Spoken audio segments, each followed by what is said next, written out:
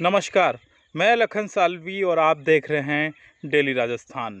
दिन भर मैं खेत पे था, अब घर जाने का समय हो गया है। भीलवाड़ा ज़िले के रायड़ा कस्बे के पास स्थित मोतीबोर का खेड़ा गांव के श्री हंसराज चौधरी एक रंगकर्मी भी है। एक कला संस्थान से जुड़कर उन्होंने कई नाटकों की प्रस्तुतियां दी, कई गीत गाए। आजकल तो हालांकि वो आयुर्वेद को लेके काम कर रहे हैं और असाध्य रोगों का उपचार करते हैं अपने गांव के समीप ही श्री नवग्रह आश्रम में। उसके संस्थापक भी है ये। और चूँकि मैंने कई बार इनको कविता पाठ करते हुए सुना है, हालांकि मंचों पर नहीं, वो मेरे साथ ही, हम जब कभी साथ में होते हैं तो कविता पाठ करते हैं।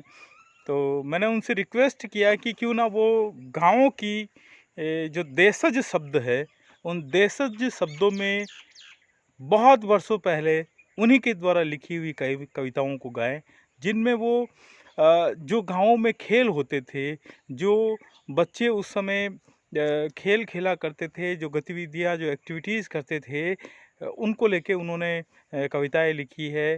तो मैंने उनसे निवेदन किया कि वो भेजें, और मैं भी सोच रहा हूँ कि एक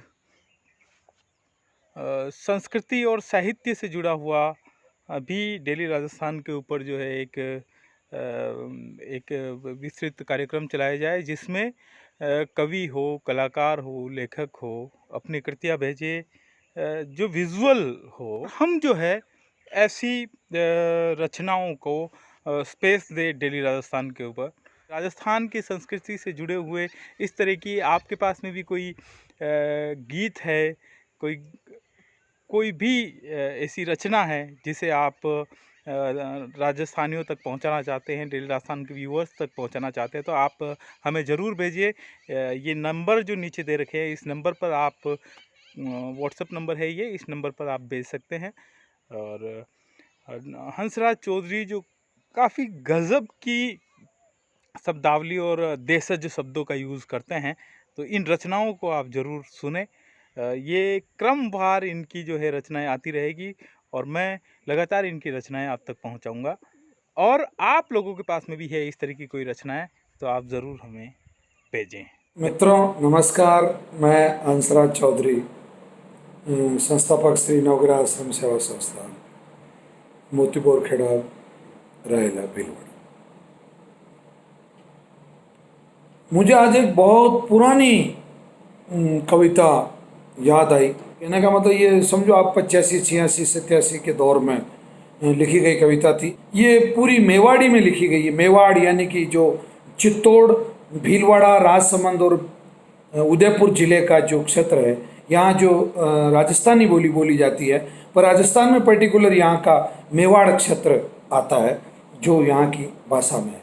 तो मैं अलग अलग विषयों को लेके या अलग अलग आदतों को लेके उस ज़माने में जो जीवन था, तो देखिए, मज़ा लीजिए कविता का। चलिए मेरे साथ उस कल्पना में कि मई जून की तपती दोपहरी है, पैरों में चप्पल जूते नहीं, गांव के 10-15 लड़के साथ हो गए और निकल पड़े। देखिए क्या मज़ा आता था कि बड़ी दोपहरियां चाटियां देता, पगा उबाना रोता फरता। भरी दोपहरी चाटियां देता, पगा उबाना रोता फरता, और माड़ पाड़ता, यानी कि मधुमक्खी के छत्तों से शहद इकट्ठा करते, कि माड़ पाड़ता, पांति करता, और उसका हिस्सा करते थे, भाई इसके हिस्से में इतना आएगा, ये आएगा। कि माड़ पाड़ता, पांति करता, और काची कैरियां भेड़ी करता। आम के पेड़ होते थे लोगों के खेतों पे, उनके निजी, कि काची कैरियां भेड़ी करता, और लू लागती मांदा पड़ता, लू लागती मांदा पड़ता। घर का माँ की चिंता करता, हमको कोई चिंता नहीं थी हमारी, घर का माँ की चिंता करता। उबा रहता, सूता रहता, बिना काम खड़े रहते थे। उबा रहता, सूता रहता, सूता सूता छाड़ा करता, सूता सूता छाड़ा करता। मारवाड़ी खेल देखता, फोती बस्ती फोती हुणता, मारवाड़ी खेल देखता। गर्मी के दिनों में गांव में होता है ये सब कुछ। मारवाड़ी खेल देखता, फोती बस्ती फोती हुणता, और बाबूजी की फड़ा बचाता।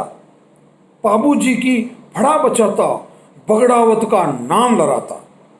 बगड़ावत गांव में पूरी रात रात भर ढोलक पे, मजीरे पे और अलगोचे पे बगड़ावत गाया जाता था। बगड़ावत की पोती बचाता और देखिए कि बात बात का गाना सुनता, मारवाड़ी खेल देखता और बात बात का गाना सुनता। क्या मनोरंजन था उस जमाने में। 1 रुपये में गाना कट करवा देते थे हम, हमारी मर्जी का गाना चलेगा। ये मारवाड़ी खेल का एक अलग आनंद था कि बात बात का गाना सुनता और घर के घर में चोरियां करता। पैसा कहाँ से लाए, 1 रुपये में गाना कट करवाना, पर पैसा लाए कहाँ से कि घर के घर में चोरियां करता। यानी कि अनाज लेके चले जाते कभी, चोरी से मतलब बड़ी प्यारी चोरी होती थी वो। चोरी का क्या कहना उस चोरी का, कि थोड़ा सा अनाज लेके बेच दिया, उसका कुछ बाजार में से कुछ लिया। कुल्फियां खाता, चाटियां देता, कुल्फियां खाता, चाटियां देता, पेड़ों गुड़ाता, गुल्ली खेलता, पेड़ों गुड़ाता, गुल्ली खेलता, तालियां पीटता, मजा उड़ाता, तालियां पीटता, मजा उड़ाता। और आगे देखो, चोरी जद पकड़ी जाती तो घर की घर में चोरियां करता, और चोरी जद पकड़ी जाती तो बगल झांकता और डुस्कियां भरता। नाटक करते थे रोने का, बगलियां झांकता और डुस्कियां भरता। शोगन खाता और परा छोड़ता। शोगन खाता, झूठे शोगन खाते थे। आपकी शोगन मैं चोरी न की थी, तुम्हारी शोगन मैं चोरी न की थी, अब न करूं कि थी। शोगन खाता, परा छूटता। इसी तरीके से मैं आपको इस श्रृंखला में और आने वाले समय में नए नए विषयों पे लेके इस कविता की श्रृंखला पूरी करूंगा। धन्यवाद। ए भाई सब्सक्राइब करो डेली राजस्थान चैनल को। आप सभी डेली राजस्थान चैनल को सब्सक्राइब करो।